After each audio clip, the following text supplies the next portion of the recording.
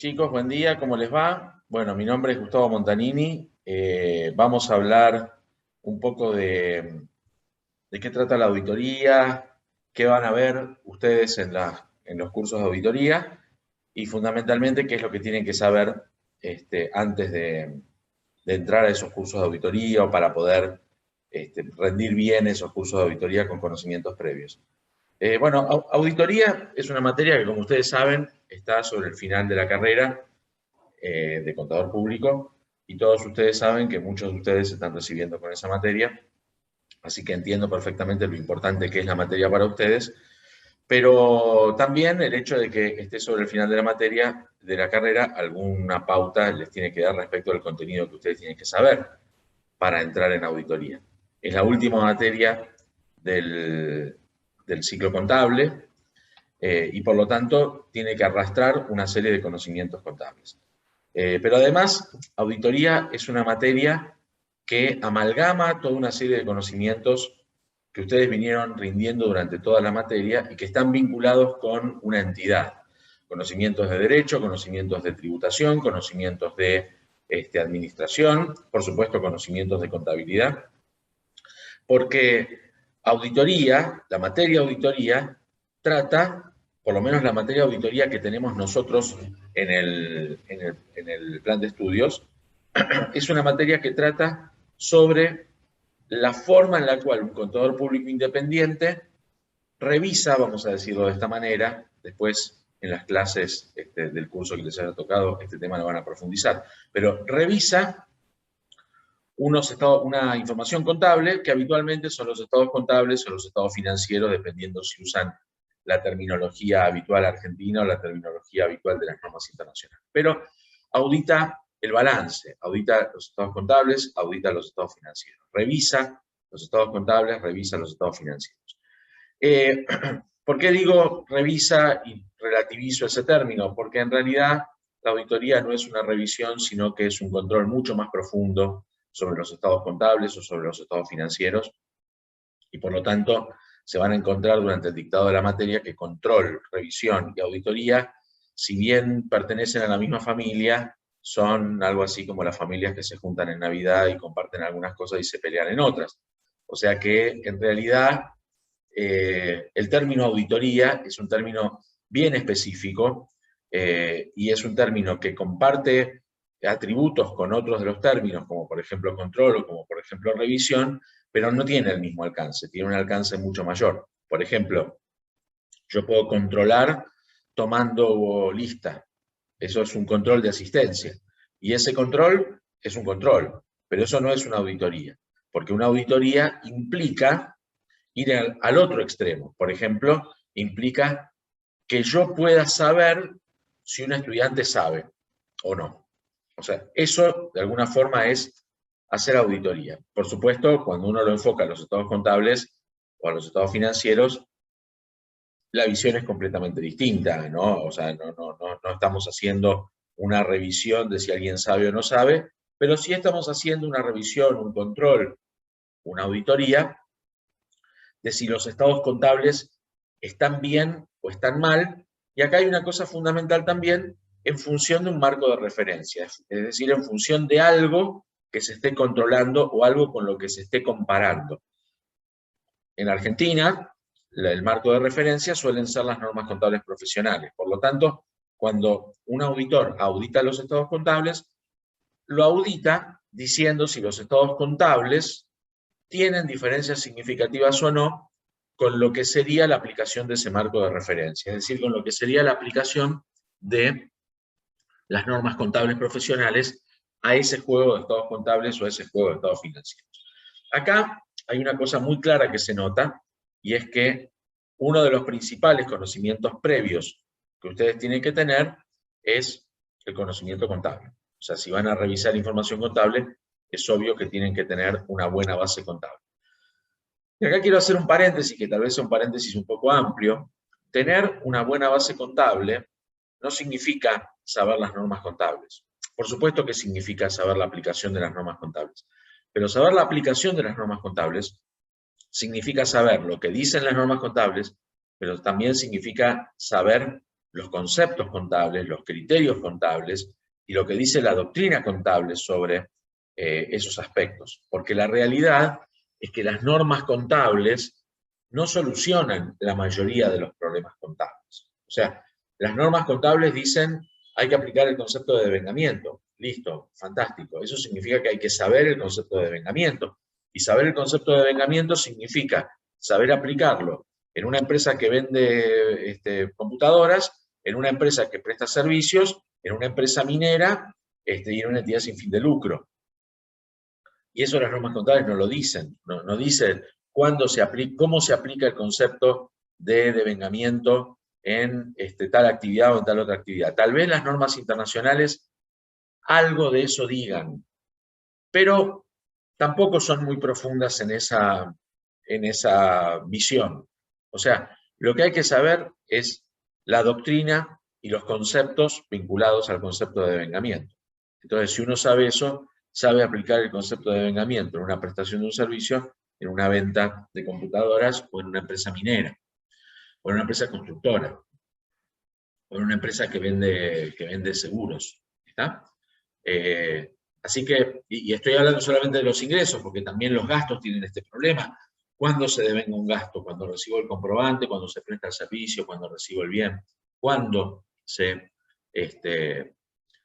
brinda un servicio. Bueno, eso en realidad las normas contables no me lo dicen, eso me lo dicen los libros contables, los criterios contables, tal vez los principios contables, pero no me refiero a los principios como un listado de principios, sino como un listado de conceptos que uno debería saber previamente. Por lo tanto, saber contabilidad significa, por supuesto, saber qué dicen las normas, pero significa fundamentalmente saber aplicar lo que dicen las normas, saber entender lo que dicen las normas. Por eso, el que no sabe las normas, pero sabe los conceptos, tiene el camino allanado. Va a las normas, se fija lo que dicen las normas y entiende perfectamente lo que dicen las normas. Pero quien sabe las normas, pero no sabe el concepto, en realidad no sabe cómo aplicar las normas correctamente. Por lo tanto, es muy probable que falle en algún aspecto. Por ejemplo, uno de los problemas principales de auditoría es identificar cuándo se produjo una venta o cuándo se produjo una compra. Y las normas contables no dicen eso. Las normas contables dicen que hay que contabilizar las ventas y hay que contabilizar las compras. Pero no dicen cuándo se produce. Y por ejemplo, cuando vendo un producto, tengo que identificar cuándo vendo ese producto, cuándo se produce la venta. Algunos de ustedes, mientras yo digo esto, estará pensando, bueno, cuando se entrega la mercadería. Está bien, pero ¿cuándo se entrega la mercadería? ¿Cuando sale de mi depósito o cuando la recibe el otro? Bueno, eso es una cosa que hay que estudiar. Tal vez la mejor forma de entenderlo es cuando se transmiten los riesgos. Esa es una buena forma de entenderlo. Cuando transmito los riesgos, entonces ahí vendí algo. Entonces, no hay una respuesta a cuando sale de mi depósito o cuando llega al depósito del otro. Porque si sale de mi depósito y el flete lo pongo yo, los riesgos los mantengo yo. Por lo tanto, la mercadería es mía. Pero si sale de mi depósito y me la viene a buscar el otro, cuando se la entrego al otro, ya se transfieren los riesgos. Y por lo tanto, la salida de mi depósito ya implica la venta. O sea, uno no puede, por eso, por ejemplo, cuando uno habla de importación y exportación, las cláusulas FOB y SIF están perfectamente definidas, porque en los términos de importación y exportación, las cuestiones contractuales determinan esto. Pero si, por ejemplo, yo compro algo por Mercado Libre, ¿cuándo lo estoy comprando? ¿Cuando lo recibo o cuando me lo entregan? Cuando lo recibo o cuando sale despachado. Uno podrá decir claramente, bueno, cuando lo recibo. Sí, porque el envío lo hace Mercado Pago. Ahora, si yo me comprometo a ir a buscarlo, entonces ya la cosa cambia. ¿Está? Mercado Pago no, Mercado Envíos. Pero cuando yo lo voy a buscar, la cosa cambia. Bueno, eso es lo que hay que leer de contabilidad. Estoy sacando un ejemplo, por supuesto, ¿no? Lo que hay que leer de contabilidad que tiene más que ver con los conceptos contables que con las normas contables. Y este concepto que digo de la transmisión de riesgos también sirve para la prestación de servicio, porque todos estamos acostumbrados a decir la venta se produce cuando se entrega la cosa, pero cuando presto un servicio, ¿qué pasa? Cuando presto un servicio, por ahí no estoy entregando nada, sino que estoy desarrollando mi trabajo con el correr del tiempo. Bueno, uno dice, bueno, ahí el devengamiento ocurre con el correr del tiempo. Bueno, entonces no es cuando entrego la cosa, porque si yo estoy, por ejemplo, arreglando un caño durante un mes y medio, entonces, ¿qué pasa en el corte de mes? ¿Tengo que devengar o no? Porque todavía no entregué el caño arreglado.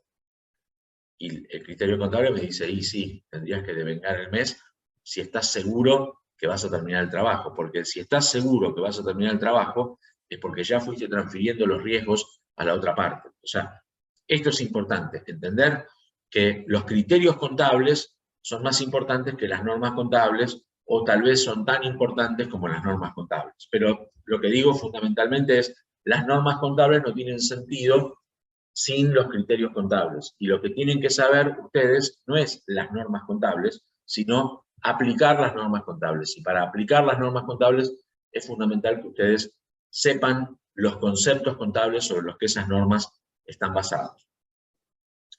Pero no es solamente criterios contables los que ustedes tienen que saber, porque cuando ustedes vean el proceso de auditoría, se van a dar cuenta de que el proceso de auditoría, o sea, el proceso mediante el cual un auditor audita estados financieros, el proceso de auditoría se compone de varias partes, ¿no? Fundamentalmente, yo no voy a hablar ahora del proceso de auditoría porque ese es un tema de la materia de auditoría y cada profesor lo dará a su forma. Pero sí hay una cosa que es común a todos los que damos auditoría, a todos los que enseñamos auditoría, y es que entendemos que el proceso de auditoría es tan complejo e involucra tanto conocimiento que tiene que tener un auditor sobre cosas que ve y sobre cosas que no ve, porque nadie puede revisar la totalidad de la documentación o la totalidad de las operaciones de una empresa o de una entidad. Todos estamos tan de acuerdo con eso que también todos estamos de acuerdo en que el proceso de auditoría va de un conocimiento más general a un conocimiento más particular. O sea, el proceso de auditoría se va desarrollando desde un conocimiento genérico hasta un conocimiento particular. Vamos a decirlo de esta manera, desde un conocimiento que parte de la empresa o de la entidad que uno está auditando y termina en el conocimiento de la cuenta contable. ¿Está? Pero en el medio hay todo un desarrollo. Y que haya todo un desarrollo involucra otros conceptos, como por ejemplo los conceptos de administración, que involucran procesos y controles. O sea, los controles internos son elementos que permiten que la contabilidad esté bien o esté mal. O sea, si un control interno funciona mal, acuérdense que cuando vieron procesos administrativos, el último punto del proceso administrativo muchas veces era la contabilización de una operación. Si el control interno funciona mal, es probable que esa operación esté mal contabilizada. Si el control interno funciona mal en aspectos contables. Pero si el control interno funciona mal en aspectos contables, es muy probable que la información contable esté mal hecha. Y por lo tanto, cuando me encuentre con los estados contables o con los estados financieros, tenga que revisar con más énfasis esos estados financieros que los de una empresa o los de una entidad que tenga un control interno que funciona como un violín perfecto, digamos, no como un violín desafinado, sino como un violín Stradivarius perfecto. ¿Y eso por qué es? Porque si el control interno tiene como uno de sus objetivos que la contabilidad esté bien, cuanto mejor funcione el control interno, más me aseguro de que la contabilidad esté bien. Pero para eso, como auditor, lo mejor que puedo hacer es ir a revisar cómo funciona el control interno. Quiere decir que tengo que entender qué significa el control interno. Y el entender qué significa el control interno es recordar cuestiones que ustedes vieron o temáticas que ustedes vieron en procesos administrativos o en sistemas administrativos, ¿no? Y todo enfocado desde una perspectiva contable, porque no me tengo que olvidar que lo que estoy haciendo es revisando los estados contables o los estados financieros. Entonces, si estoy revisando los estados financieros, todo lo que quiero verificar de ese control interno tiene que ver con aquellas cuestiones que tienen una consecuencia contable. O analizar las consecuencias contables que tiene una falla o una virtud dentro del control interno. Pero para eso tengo que revisar el control interno. Y para revisar el control interno tengo que saber cómo se estructura el control interno, qué significa una medición de riesgos dentro del control interno. Todo eso tengo que saberlo. Y por supuesto, o sea, ya hablé de dos cosas que tienen que saber, cuestiones contables y cuestiones de administración. Pero por supuesto, si un contrato, supongamos, está o merece una contabilización, tengo que saber qué significa el contrato. O si un impuesto merece una contabilización, necesito saber mínimamente cómo funciona ese impuesto.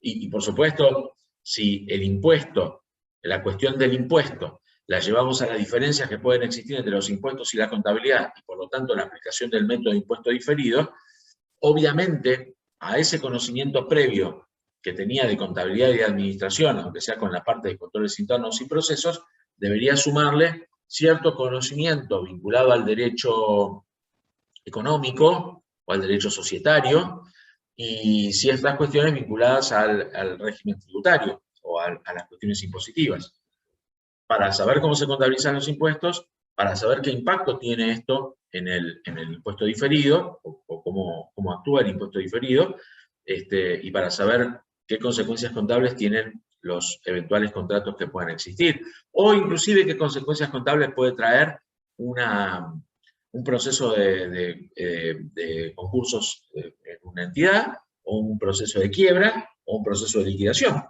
¿no? O sea, eso lo tengo que saber, porque en definitiva, si yo estoy armando los estados contables para el fin específico de una liquidación, tengo que saber cuáles son los criterios contables que deben utilizarse para evaluar los activos y pasivos en un criterio de liquidación.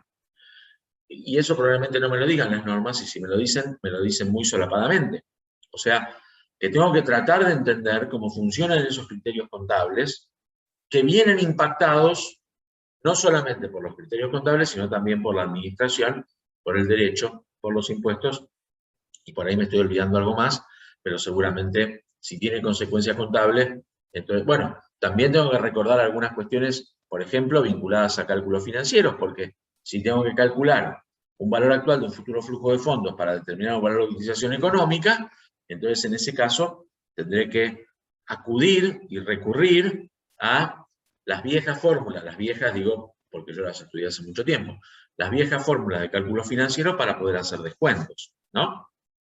Y a veces esos descuentos son descuentos de series, y a veces esos descuentos son descuentos de importes que no tienen una relación entre sí, sino que se van generando con el correr del tiempo en adelante sin una secuencia lógica.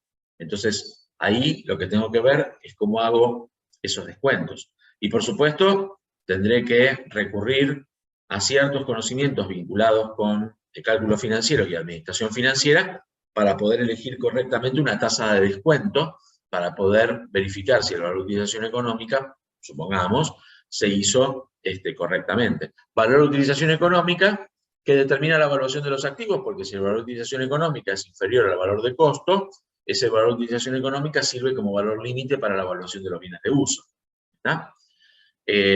Así que son esas cosas fundamentalmente las que tengo que conocer, vinculadas a la materia auditoría. Y fíjense que la mayoría, excepto el conocimiento de las normas contables, la mayoría son cuestiones conceptuales y son cuestiones de aplicación dentro de la concepción de auditoría. Yo creo que los principales temas contables, tal vez, no, un tema antes, ustedes tienen que plantearse la posibilidad de resolver, tal vez la mejor forma de medir esto es tratar de entender si ustedes están en condiciones de resolver un examen contable que no pregunte sobre las normas contables con las normas contables al lado. O sea, si yo les planteo una situación y les digo, se da esta situación, ¿hay una venta o no? Ustedes tienen que estar en condiciones de resolver esa pregunta, aunque tengan las normas contables al lado. Las normas contables probablemente les sirva para algo, pero no para resolver la totalidad de esta pregunta. Entonces quiere decir que si ustedes pueden contestar la totalidad de esta pregunta, aunque tengan las normas contables al lado, es porque no solamente saben las normas, sino también saben los conceptos. Por supuesto, eso involucra una pregunta al estilo de si en esta situación hay una venta o no, y no una pregunta de qué dice el párrafo 4 de la sección 2.1a de la norma tal, porque eso sí, lo van a buscar y lo copian con exactitud. O sea, que ustedes puedan resolver preguntas contables, conceptuales, aunque tengan las normas contables al lado. Yo creo que los temas que más dificultades les generan a ustedes, y esto lo digo casi diría por experiencia, por la práctica, y porque en las clases de repaso presenciales, en las clases de apoyo y repaso presenciales, son las preguntas que habitualmente vienen, ¿no? Son temas que están vinculados con costos. Ahora voy a hacer algunas referencias sobre esto, ¿no? Costos, medición de activos, sí, o reconocimiento y medición de activos, estado de flujo efectivo, estados consolidados o BPP y consolidación. Esos son los puntos que más problemas tienen. Sin lugar a dudas, los dos últimos que mencioné son los que todos dijeron, sí, con eso tengo problemas. Los otros por ahí dudaron un poco y dijeron, ¿cómo? El tema de los costos, ¿cómo alguien va a tener dudas del tema de los costos? No me refiero a costos y gestión o costos para toma de decisiones, sino a costos para la consideración de un costo de un activo, ¿no? Uno dice, pero ¿cómo puedo llegar a tener dudas ahí? Y la verdad es que uno habitualmente tiene dudas con eso, porque todos estamos de acuerdo con que un costo es algo necesario para que un bien esté en condiciones de ser utilizado económicamente. Todos sacamos el ejemplo del flete, nos sacaron siempre el ejemplo del flete, y todos dijimos, el flete forma parte del costo de un bien.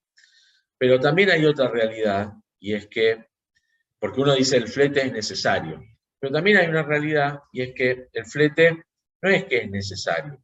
El flete es necesario porque yo vivo lejos del lugar de donde me lo vendieron. O sea, si yo viviera al lado, el flete no sería necesario. Y alguien me podría decir, bueno, pero vos decidiste comprarlo ahí.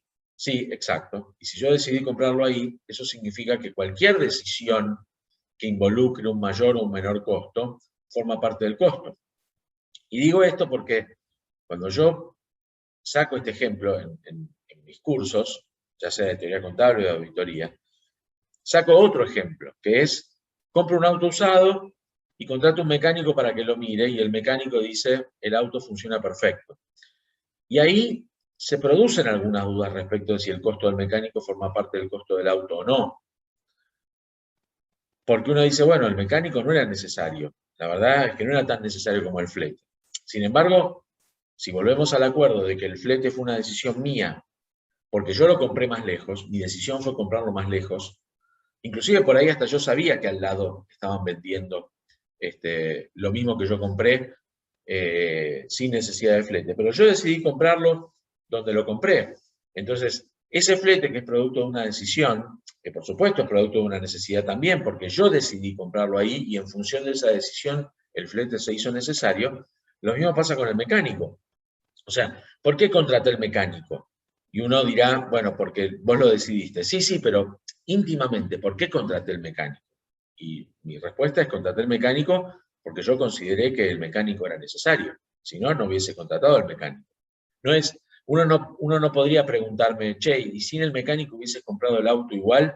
Porque eso es hacer futurología, o eso es hacer una pregunta contrafáctica. ¿Qué hubiese pasado si? Y en realidad eso no pasó. Lo que pasó fue que yo tomé una decisión de comprar un auto, y que en esa decisión de comprar un auto contraté al mecánico. Y por lo tanto, el mecánico formó parte de mi necesidad de comprar el auto. Si no, no hubiese contratado al mecánico, y así todo lo contraté.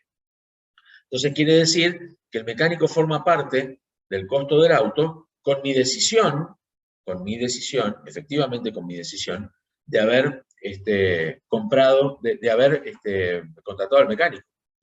Y uno dice, bueno, pero entonces no era necesario. Y mi respuesta es, para mí sí. Entonces, ahí es donde ustedes se plantean, pero entonces quiere decir que los costos no son objetivos, son subjetivos. Y yo diría, no lo llevemos a ese punto, los costos no son subjetivos, no es que los costos son subjetivos, pero lo que sí ocurre es que mis decisiones subjetivas afectan los costos. Lo mismo pasaría si yo dijera, voy a comprar este mate a 1000, y ustedes me dicen, che, pero el tipo que está a 3 cuadras de tu casa lo vende a 800. Sí, pero yo siempre se lo compro al mismo, y por lo tanto, para mí, el costo fue 1000. Bueno, pero lo podrías haber comprado a 800. Sí, sí, pero lo compré a 1000, quiere decir que el costo fue 1000. Entonces, y eso también fue parte de mi decisión. Entonces hay algunas cosas cuya decisión parece un poco más escondida, parece más coqueteando con lo necesario, pero en realidad hay un montón de decisiones que yo tomo. Tomo la decisión de comprar la computadora más lejos y por lo tanto me la tienen que traer. Tomo la decisión de comprar el mate más caro y por lo tanto tuvo un costo de 1000. Tomo la decisión de poner al mecánico para comprar el auto y el mecánico me costó tanto. Y todo eso forma parte del costo, porque el costo determina, en definitiva, lo que a mí me cuesta algo. Producto de mis decisiones, por supuesto, pero lo que a mí me cuesta algo. O sea, y fíjense que esto no lo plantean las normas, porque si uno lee literalmente las normas, va a decir los costos necesarios. Pero ¿quién define qué es necesario y qué no? Bueno, la propia entidad, porque la entidad define qué es lo que hace y qué es lo que no. Y lo que la entidad hace, se supone que es lo necesario para obtenerlo, o por lo menos lo que la entidad considera necesario para obtenerlo. Entonces, estas son las cosas que rodean a los costos, y estas son las cosas que yo les mencionaba antes, que generaban consecuencias contables, producto de los conceptos contables y no producto de las normas contables. O sea, saber aplicar las normas contables significa saber aplicar esto que les acabo de decir. Lo mismo pasa con el concepto de activo, ¿no? Porque uno está acostumbrado a definir los activos como aquello que un ente tiene y aquello, bueno, sí, aquello que un ente tiene y que es propiedad del ente. Pero la realidad es que cuando la contabilidad financiera se empezó a separar de la contabilidad, de los aspectos jurídicos, ya no se necesitó la propiedad jurídica para considerar un activo. Y si ustedes leen la definición que tienen las resoluciones técnicas 16 y 17, yo siempre las tomo en conjunto porque tienen muchas cosas en común, ¿no? Pero las definiciones de activo de nuestras normas contables no hablan de la propiedad jurídica, ni siquiera hablan de la propiedad, hablan del control de la generación de beneficios en el futuro, o de un flujo de fondos en el futuro.